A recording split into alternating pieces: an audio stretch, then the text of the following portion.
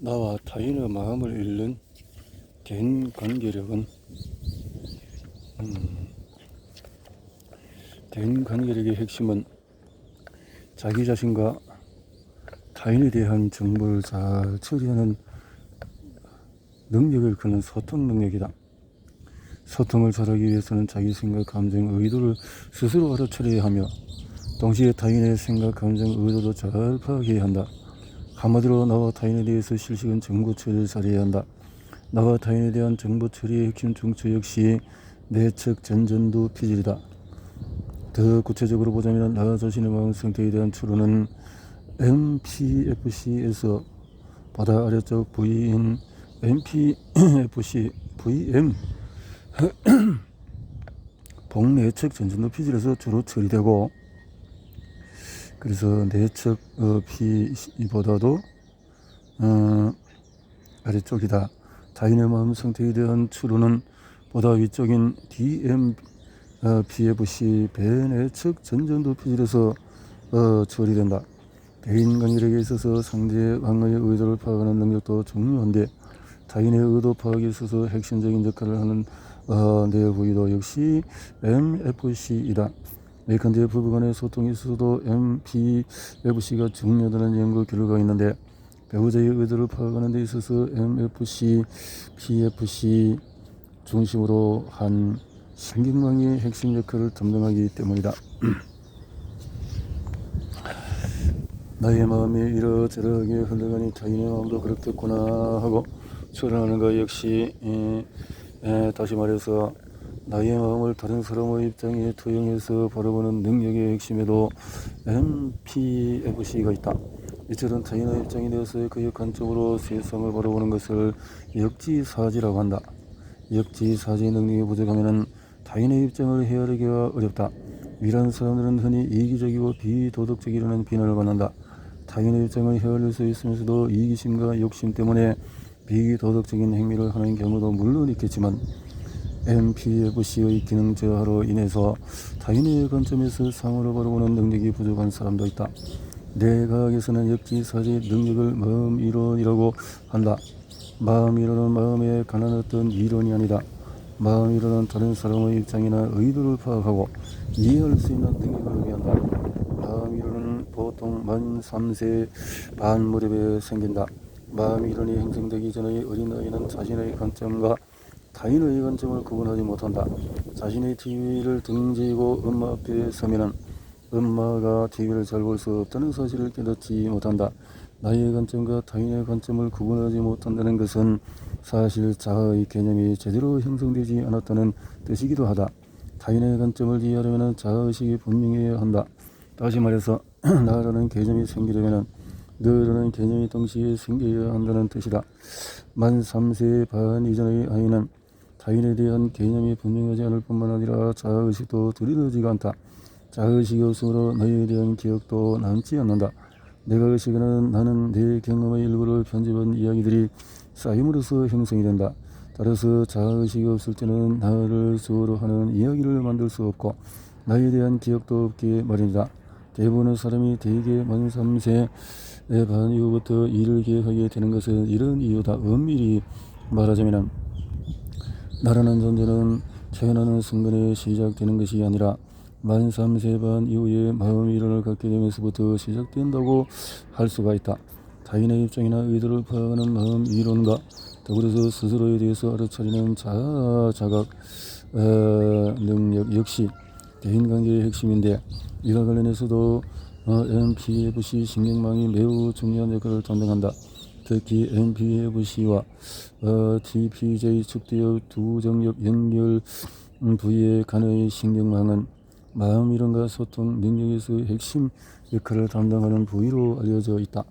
마음 이론과 자각 능력에 이상이 생겨 소통 능력을 발휘하지 못하는 질환이 곧 자폐증인데 자폐아들은 대개 MPFC, TP 신경이 제대로 발달되어 있지 않은 것으로 나타났다. 한편 감정 표현 불능증은 자기 자신의 감정을 스스로 인지하지 못하고 밖으로도 표현하지 못하는 일종의 인지 행동 장애다. 자신과 타인의 감정을 잘 느끼지 못하므로 감정 조절도 잘하지 못한다. 이런 정의를 겪는 사람들은 대개 인간관계를 맺고 유지하는 데 큰 어려움을 겪는다. 감정 표현 불능증 환자들 역시 특히 MPFC, TP 신경망의 발달이 현저히 뒤떨어져 있음이 밝혀졌다.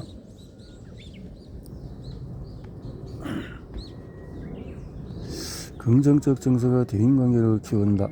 소통 능력이 뛰어난 사람은 타인을 존중하고 배려하며 사교적인 활동을 잘하게 마련인데 여러 연구에서 이런 사람들의 MPFC 신경망이 잘 발달했다는 것이 밝혀졌다. 특히 감정 조절의 핵심 부인 VMPFC가 자기 자신과 타인에 대한 정보 처리에 더 많이 관여할수록 더 나아가서 MPFC 신경망과 선조체 등 다른 뇌 부위와의 연결성이 강할수록 타인에게 더 친절하고 배려하려는 성향을 보인다. 대인관계력이 뛰어난 사람은 인간관계에서 높은 수준의 긍정적인 정서를 보인다. 이들은 밝고 명랑하며 환하고 행복한 사람들이다. 나와 타인의 행복, 웰빙에 관한 정보 역시 앞에서 자기 참조 과정에 주로 관여한다고 설명했던 MPFC, PCC 후방 대상 기절 설전부 신경망을 통해서 처리된다. 다른 사람의 행복에 관한 긍정적인 정보는 MPFC 안쪽과 앞쪽과 PCC 위쪽에서 주로 처리되고 나 자신의 행복에 관한 긍정적인 정보는 MPFC의 뒤쪽과 PCC 아래쪽에 주로 처리된다. 나와 타인에 관한 긍정적인 정보 처리는 MPFC 중심축으로 해서 PCC 프리 연결망 신경망을 활성화한다. 행복한 사람일수록 우측 설전부가 더 발달하고 용적도 더 크다는 것이 발견되었다. 이는 마음 근력과 관련해서 매우 중요한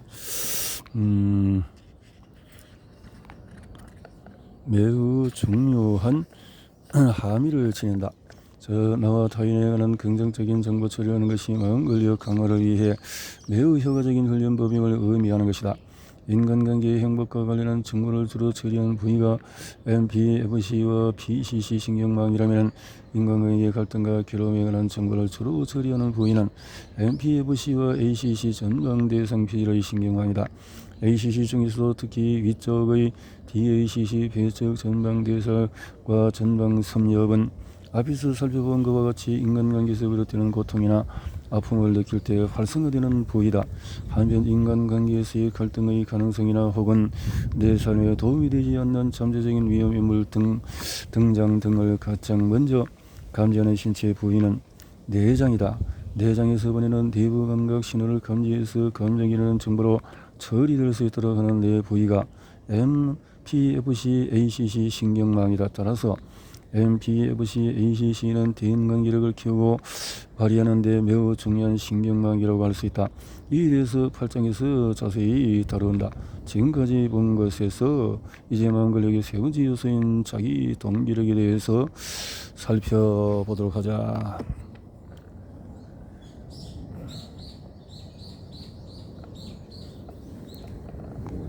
자기 동기력, 세상과의 소통 능력은 나와 타인을 연결해주는 세상일은 자기 동기력은 자신이 하는 세상일에 대해서 열정을 발휘하는 능력이다. 하위 요소로는 내재 동기, 자율성, 유능성, 열정 등이 포함된다. 어떤 것을 디자인하고 그런 아이디어를 현실 세계에 구체적으로 만들어내는 힘이 자기 동기력이다. 머릿속의 계획이나 이미지를 투사하는 능력을 바탕으로 우리는 끊임없이 세상을 변화시키고 만들어간다. 세상일은 나와 사람들을 연결시켜준다. 우리가 만나서 열심히 이야기하고 의견을 나누는 것은 어떤 세상일에 대해서다. 그런 점에서 세상일은 나와 너를 연결해주는 교량이기도 하다.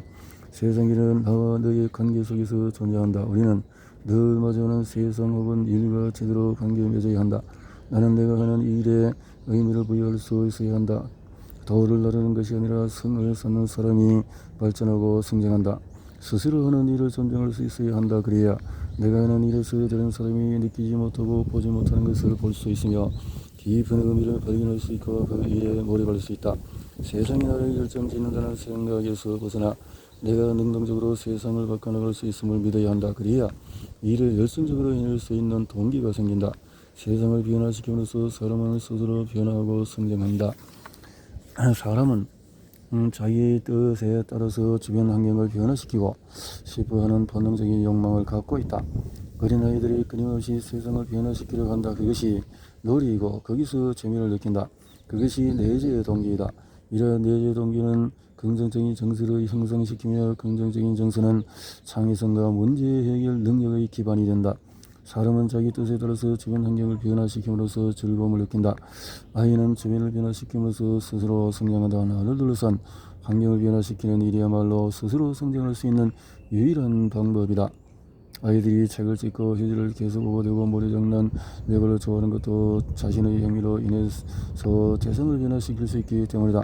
아무리 만지고 두드리고 흔들어 봐야 고정된 사고는 재미없으니까 가지고 놀려 하지 않는다. 어른도 마찬가지다. 사람들이 동화 근력을 걷도록 탐내는 이유는 동화 근력이 있어야 주변에 영향을 미칠 수 있고 환경의 변화를 가져올 수 있기 때문이다.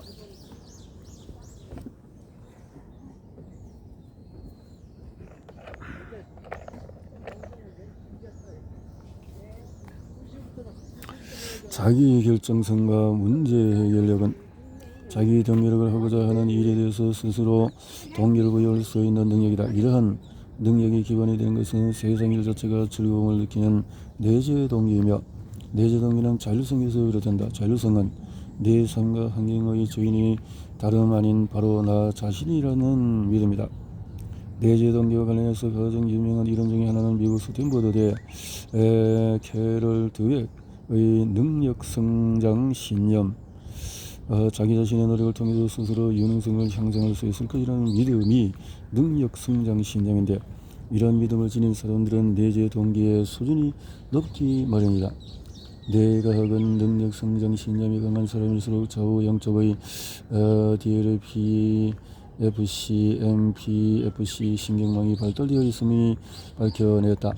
특히 끈기와 가제 지속력을 발휘하는 그릿이 강한 사람일수록 우측에 이것이 중심으로 한 신경망의 연결성이 강하다. 자기 동기력이 강한 사람은 높은 수준의 문제 해결력을 발휘한다. 문제 해결력은 단 하나의 정답을 찾아내는 능력이 아니다. 그보다는 당면한 문제를 해결하기 위해서 주어진 인적, 물적, 자원, 새로운 의미와 기능을 부여함으로써 최적의 솔루션을 제시하는 능력이다. 문제 해결력의 다른 이름은 창의성 혹은 창의적인 사고다. 창의성과 문제 해결력이 뛰어난 사람일수록 MPFC를 중심으로 한 신경망이 발달되어 있는데, 특히 DEMN 디폴트 모노 네트워크 연결성이 강하다. 아무것도 하지 않고 가만히 있을 때 혹은 편하게 행동할 때 활성화되는 신경망인 DMN은 창의성과 관련이 적은 것으로 알려졌다. 세 가지 마음 근력과 비인지 능력의 관련성. 세 가지 마음 근력은 매우 보편적인 범주다. 먼저 자기 저절력과 데니얼 콜먼의 감성 지능 이론에서 말하는 자기 인식의 자기 조절, 하워드 가드너가 다중 이론에서 말하는 자기 이해 지능, 제임스 헬커먼이 강조하는 소프트 스킬 인성 기질, 또 감정 조절력이나 가제 지속력, 앤젤라 더그스의 끈기 등이 있다.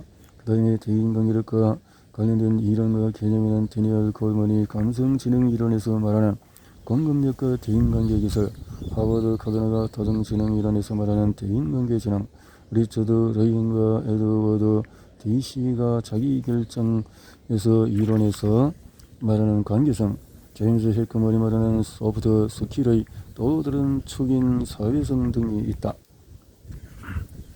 세 가지의 마음 근력과 비인지 능력에 관한 이론들의 핵심 개념은, 마음 근력은 김주한, 감성지능 데니얼 콜먼, 자기조절력 대인관계력 자기동기력을 했는데, 자기인식 동기력 했고, 다중 자기이해 대인관계, 관계성 유능성, 가제 사회성 끈기, 또 능력 성장 신념, 자기적인 동기력과 깊은 관계 있는 개념들에는 데니얼 콜먼이 감성 지능 이론에서 말하는 동기력, 라이언이 이렇게 말하는 이 등등이 있다. 마음 근력의 뇌과학적인 근거는